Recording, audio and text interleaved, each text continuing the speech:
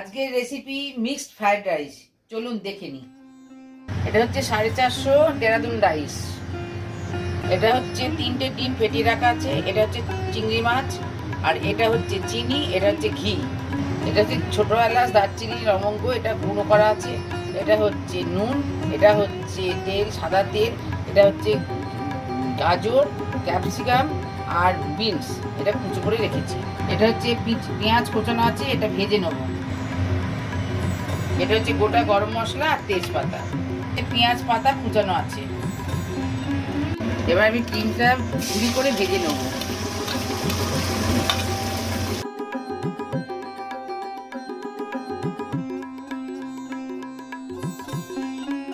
আমি তেল দিলাম, সাদা তেল। এবার আমি একে একে গাজর, বিনস ভেজে নিলাম। ক্যাপসিকামটা একটু পরে দেবো।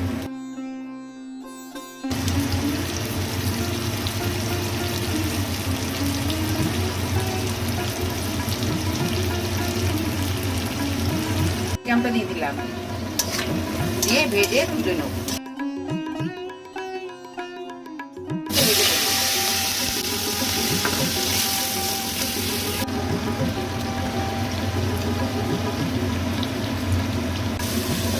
এবার আমি পেঁয়াজটা দিয়ে ভেজে নিচ্ছি।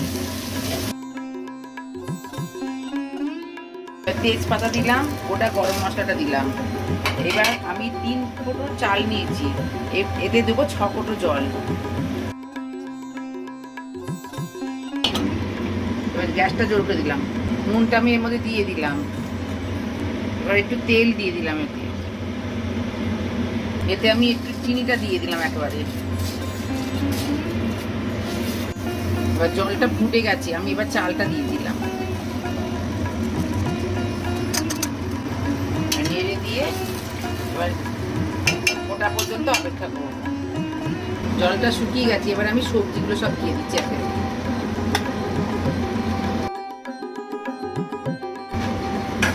আমি এবার ওটা গরম মশলা গুঁড়োটা দিয়ে দিলাম, এবার ঘি দিয়ে দিলাম।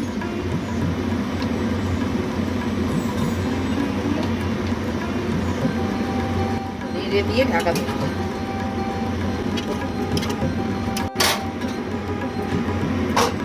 ঢাকা দিয়ে 8 ঘন্টা থাকবে। এবার আমি ঢাকাটা খুললাম, এবার এটা হয়ে গেছে।